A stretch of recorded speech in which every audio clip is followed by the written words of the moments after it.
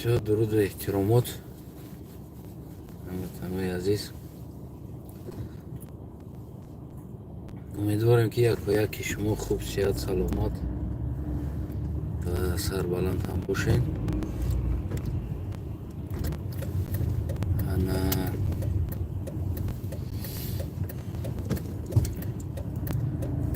راستی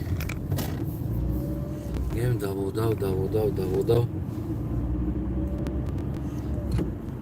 هیچ یک فرصتی نشد که از همون داخل کنفرانس یک افیری برای شما داشته باشیم. بعدن چی پگودا ایشید نمیدونم چیزی بود که بسیار آدم لانچ کردگی است همین هوا. و 2 روز است نمی زردجوش 2 روز دیگه شده است از دینه سر نمیته. نوز خیلی دارو گرفتم. برحال خلاص دوستای عزیزم، از کنفرانس سها OBSE بگیم. البته که دیگه روز است تمام برادرها و تمام حیات بگیم، چی از گروه 24، چی از حزب نهضت و چی از دیگر گروه ها و خادم خلق از اون جمله بنده بگیم در میدان هستیم. البته حکومت امام علی رحمان امسال 3 سال است میگریزه، در این کنفرانس اشتراک نمیکنه. خلاص امروز ما تصمیم گرفتیم و همچون نماینده از تاجیکستان، نماینده از اون ملت، از اون سرزمین، ما باید چیکار کنیم؟ یعنی در اون جا را گیریم. البته که امروز ما بگیم یعنی گفتیم این مسئله را و فردا هم داریم تصمیم، یعنی جای تاجیکستان، یعنی که اون انسان هایی که از نام خلق نمایندگی میکنن بشینن و البته که فردا جا گرفتنیم. البته که سلامتی غم نتن.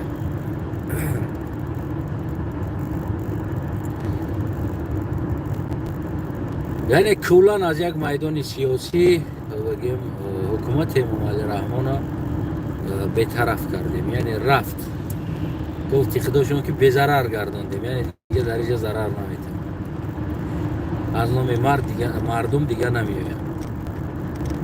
بخیر بگیم یه میدان سیاست OBSE را البته که گرفتیم. ما بسیار انتظار شدیم، همین دزدیده بردن سهراب و نسیم جان ما بسیار انتظار شستیم که یه بار بیاین نیجه بار ما با قطعشون صحبت کنیم. اگر پاژیزن زندان مونم کنم و یا تایور از هلاجنینگ میگیریم در اینجا تو سر دادنی برادر را.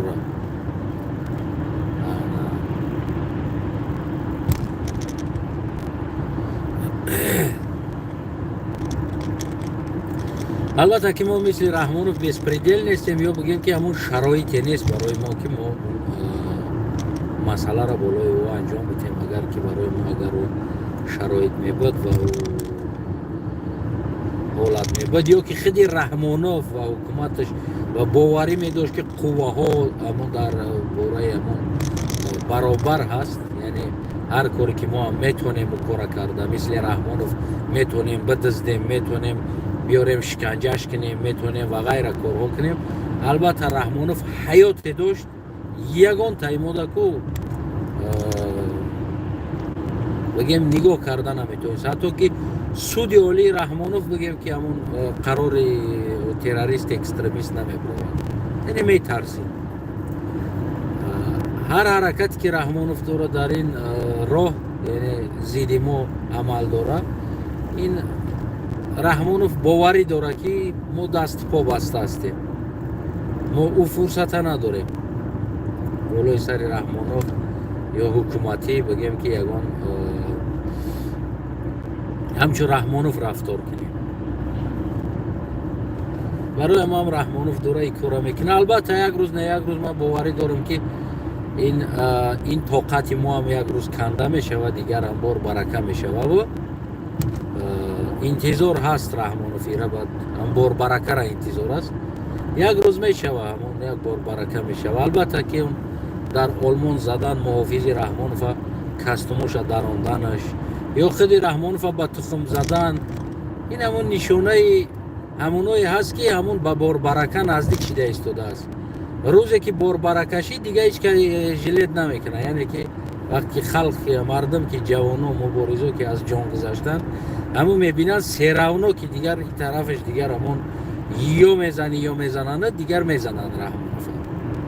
یعنی لوبوی دیگر دیپلماتش است نبیرش است دیگر نمیدونم لوبوی تشه در لوبوی کجی دیگر میزنن بار برکه دیگر هر چی شود.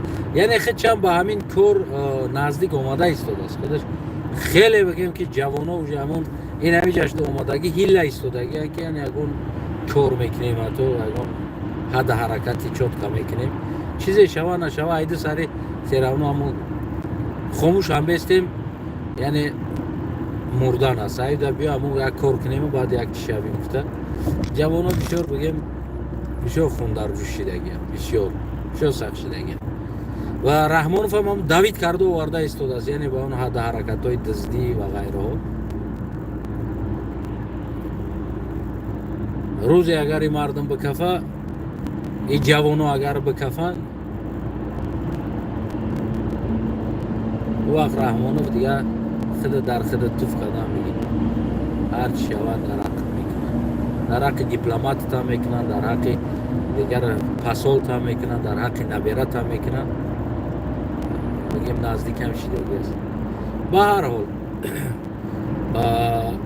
ما همون تا آخران درجه بگیم که همون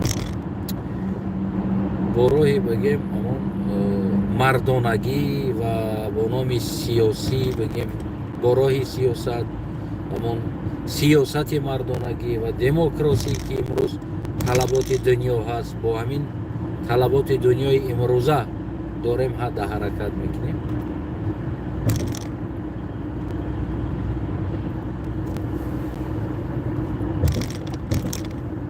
برو وقت ساعتش میشه و هر یک تایخدش هم وقت ساعت داره. این یک زمانی بودن که همون یک عبدالله راگوم زده میگه که یعنی این استقلالیت با نام استقلالیتی که داریم البته که ما از غصب روس خلاص شدیم. یعنی ما داخلی بگیم که چی شدیم ما از наружной колонизация خلاص شدیم ما внутренней колонизация داخل شدیم. البته در این باره من یک برنامه هم کردگی هستم خصوصا در باره همین колонизация که ما از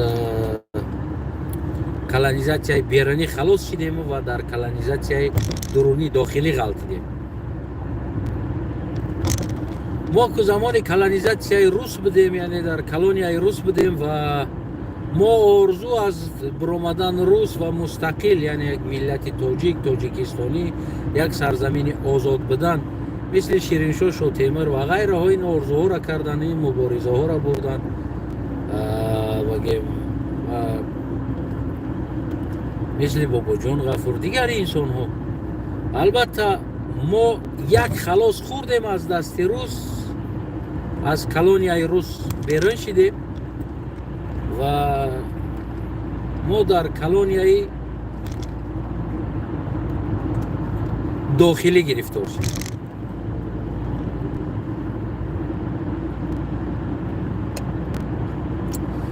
امروز ما داریم در کلونیای داخلی شدیم یعنی внутренняя колонизация قرار داریم در внутренняя колонизация. البته زمانی بگیم که بدن جوانای از کلانیزاسیون آزاد شدن مبارزه بردن. خیلی که عبدالله راگوم زده میگن این روزا آزادی ما آرزوی آنها بود، یعنی که از کلانیزاسیون روس آزاد شدن واقعا آرزوی آنها باشه اگر و روز میشود که شما از کلانیزاسیون داخلی آزاد شدن شاید ما نباشیم و وقت بگیم که این آرزوی برادرها بود که در میدانهای مبارزه ها می جنگیدن که ملت آزاد شود از کلانیزاسیون داخلی، از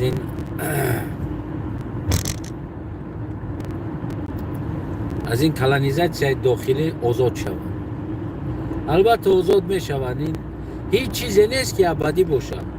مهمترین یک چیز دانید، آزادی هم ابدی نیست، دیکتاتور هم ابدی نیست. یعنی هر یک پکلینی، هر یک پکلینی با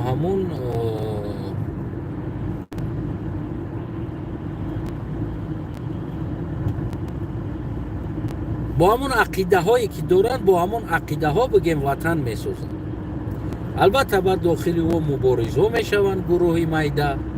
البته مبارز ما وقت از میده سر می شود، یعنی از یک گروه های میده ترین در جامعه پیدا می شود.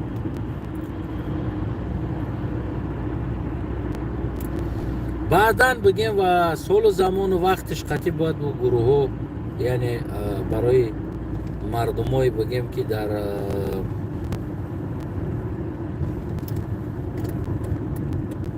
در افسون غلطیده بگیم میفهمونن که ناتوغری توغری و غیره هاشه.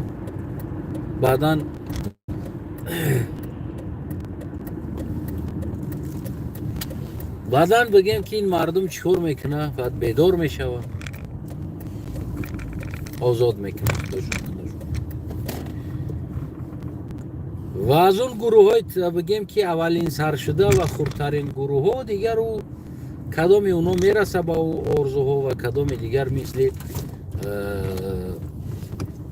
دیگر انسان ها که برای از کلانیزاسیون روس برآمدن می جنگیدن مثل اونا شاید نرسن. و همین خیلی بگیم آزادی هم همین است، یعنی آزادی هیچ وقت بگیم که پایدار نیست، آزادی هم پایدار نیست و ظلم هم پایدار نیست، یگان تایی پایدار نیست. فقط هر یک انسان با همون وقتی خودش زندگی میکنه. متاسفانه کدامی در آزادی زندگی میکنه، کدامی باشه در مبارزه و کدامی دیگر باشه برای را فرق نداره، لبای همون شرایط باشه میرقصه.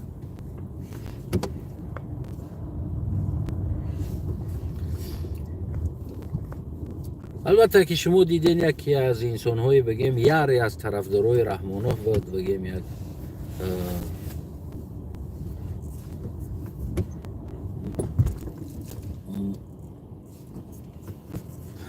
بگیم همون ریشش رنگ جنگل‌های هندوستان واری نه این قدر کداگی بگیم تحقیر دشنام و دیگر کارو کرده میگشت.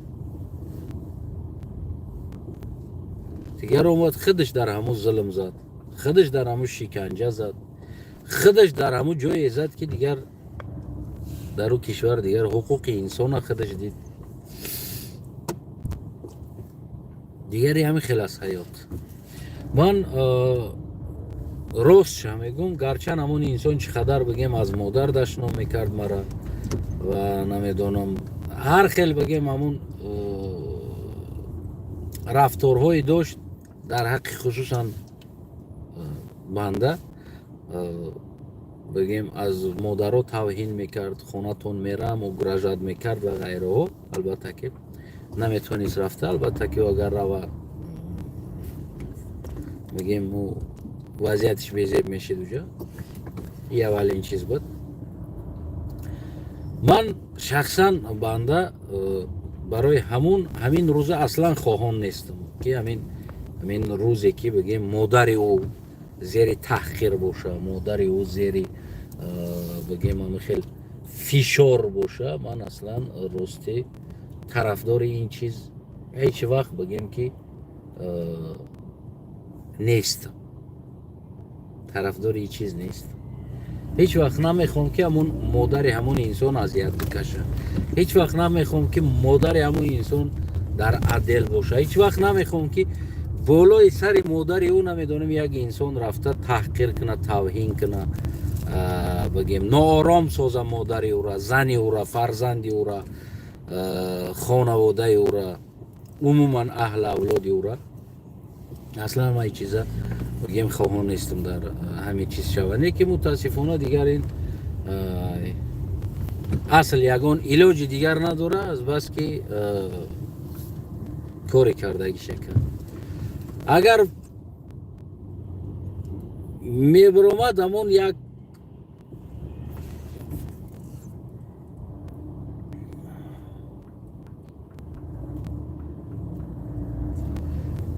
اگر که میبرمد از من یک نقطه میپرسید همین خیلی وضعیت هست، من باور کنین دوستای عزیز میگفتم که عموما گرچن اگر هر چی احمق هستی تحقیر دشنام یگان چی نکه دان تا پوش بزبره ای پای همون زندگی چه نمیدونم هر کاری میکنی نمیکنی هیچ وقت کاری نکه که امروزه حالی که خانگی های ما داره بالای سر اونو فشار و تحقیر همین فشارها خانه ایتده نشود. یعنی من این سویت میدادم براش، میگفتم نکه، واقعا میگفتم نکه. از بس که اینقدر فشار امنیت بالای خانه ما است، باز هم ما در سیاست با یک راه دیپلماتی سیاسی در نه تحقیر نه دشنام نه حق میخریم نه حقی او را بگیم پایمال میکنیم، نه آدم ها را کیدت میکنیم، نه یگون چیز دیگر که در یک میدان سیاست آزاد بگیم یک سیاسی میبرویم، نه مادرشون نه گودکشون تحقیر دشنام میکنیم. و او انسان نمیدونم که آیندهش چی میشود. ما که آدم سیاسی هستیم به هر حال، اما او یک آدم عادی است و حکومت بالاش فشار نیارین، بالای مادر او فشار نیارین. من همچون یک انسان سیاسی که از حقوق مردم تاجیکستان دفاع میکنه، گرچند او چقدر بیعقل باشه، بی مفکوره باشه، بی فهم باشه، اشتباه کرده باشه، این مهم نیست. اون شهروند جمهوری تاجیکستان از خر از خوتی که از فرق نداره. من امروز از حق او دفاع میکنم و من امروز از حق مادر او دفاع میکنم که مادر او را عدل نبرین، زن فرزند او را اذیت نتین، تحقیر فشار بالای مادر او، زن او، فرزند او نیارین. برای اینکه من همچون شهروند تاجیکستان، همچون یک انسان سیاسی، نوابسته از فکری او، نوابسته از عقیده او، وظیفه من از پدر، از مادر و از حق همون انسان دفاع کردن است که امروز من از حکومت طلب میکنم و بگیم که بالای عائله او فشار نیارین. نشوه که بالای مادر او فشار بیارین، بالای زن او فشار بیارین، بالای کودک او فشار بیارین. البته بین همون رئیس است بگیم که اگر گپاشون گرفته باشه، بین این و بین همون رئیس گپاشون گرفته است. نه و خودی شما حکومت باید گارانت باشین در حیات این شم در حیات اون شم و براین بین خودشون حقارت میکنن، هر چی میکنن بگیم باشه. با مطابق قانون جزاش بتین، یعنی که در جستجو میتین، نمیدونم هر کاری میکنین مطابق قانون باشه، نه با مطابق فشار بالای سر مادر پدری و عائله و زنی و خسری و خشتمانی و یعنی که این چیز نباشه بالاش. اگر من جای میفهمم که بالای سر عائله او شما مادر او فشار میارین، البته که باز هم من نوار میکنم، باز هم من بگیم زیدی شما باز هم میجنگم ва ҳаққи ҳуқуқи бигем шаҳрвандӣ ин шаҳрвандора ман дифоъ мекунам. гарчанд агар шояд гӯем ки ӯ рӯзи дурустро дашном мекард, модаритро дашном мекард ё хонаи шумо рафтанӣ буд, фишор оварданӣ буд, қатъи амният намедонам ва ғайраҳо. бале ӯ беақлию буд, ӯ бефарҳангию буд, ӯ бемаданият будани ӯ буд, ӯ аз тарбияи ӯ буд ки мисол як тарбияи дуруст надошт, ӯ надоштани саводи ӯ буд, нодонистани қонун, нодонистани намедонам беэҳтиромӣ кардан дар қонунҳои ҷумҳурии Тоҷикистон буд ки ӯ инсон мисол ман мерам ин кора мекунам ё ӯ кора мекунам. Азбаски ин қонунҳоро поймол мекард, ӯ вақт бояд амниятира мегуфт ки ти ҳаққа надорӣ, яъне ҷаримаш мекард. Як бор дига ин кора мекунӣ, ҷарима мешавӣ. Ва барои амният хуш меомад ин чиз, бисёр хуш меомад. Азбаски вагид набуд, пушти Эмомалиро мегирифт. аммо имрӯз ман мегӯм ки яъне болои сари ӯ фишор овардан, болои оилаи ӯ фишор овардан и мутобиқи қонун нест, яъне тамоми қонунҳоро поймол кардан аст. ӯ ҳамватани ма аст. мо наметонем ҳамватанои худмона, мо наметонем шаҳрвандои Тоҷикистоно ҷудо кунем ба баақлу беақл, ба басаводу бесавод. яъне ин кор кори мо нест, барои он ки барои мо ҳамаш шаҳрванди ҷумҳурии Тоҷикистон аст. агар гарчанд баақл бошам, беақл бошам, басавод боша ҳам, бесавод боша ҳам, ӯ барои мо шаҳрванди ҷумҳурии Тоҷикистон аст ва мо ҳаққи ҳуқуқи ӯро дифоъ мекунем. ин вазифаи мост. ин бигем ки соҳибватан ва ин ҳаст ки мо ин миллата бигем арзишҳои ин миллата, арзишҳои ин давлата мо куллаги ба саводу бесаводу, ба ақлу беақлу, ба мафкурау бемафкураша мо куллагиша як хел медонем, яъне як хел ҳақша дифоъ мекунем.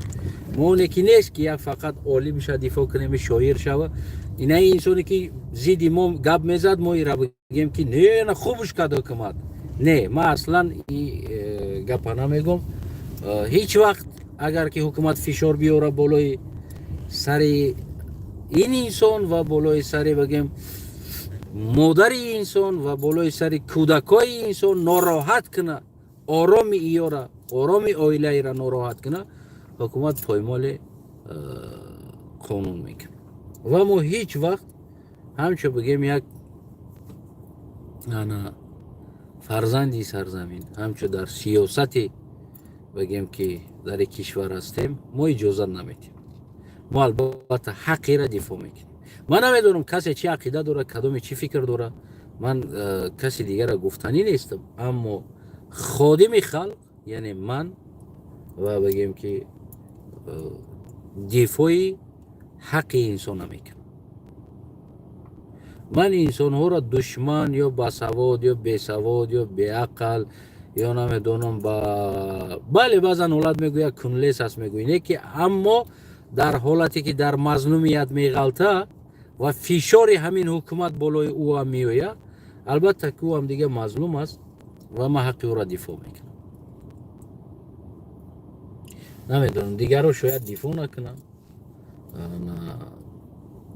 масъалаҳо дигар боша, аммо ман шахсан дифоъ мекунам. ва аз он ҷумла дигари инсонҳо ҳам ҳастанд. фарқ надорад кадомеш боша, ки рӯзи дурӯз моро ҳақорат мекардан, намедонам ё модарои моро таҳқир мекардан, дашном мекардан, угражат мекардан. ин муҳим нест, он бесаводӣ ӯ аст.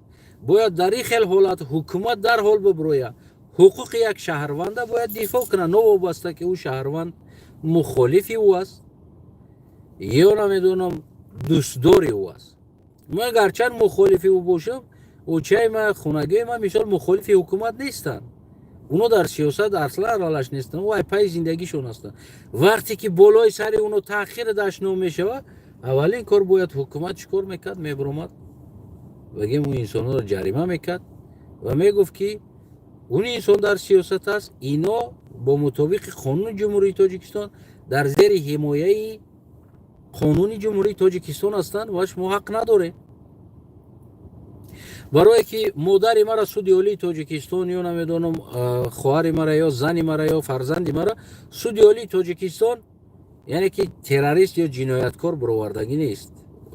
مرا خدمت گفته باشه، شاید مایل باشه، من نگفته است، نه که اینا را گفتگی نیست. یعنی اینا شهروند جمهوری تاجیکستان است.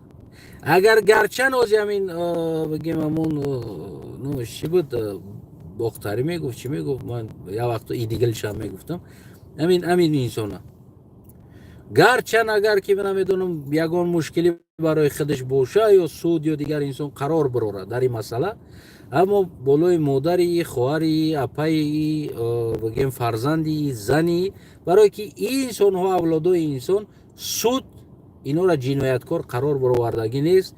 یگان پلیس، یگان انسان و از آن جمله یگان مبارز و دیگر انسان حق تحقیر کردنی نزدیکا، عائله، زن و فرزندی را نداره. و از اون جمله ما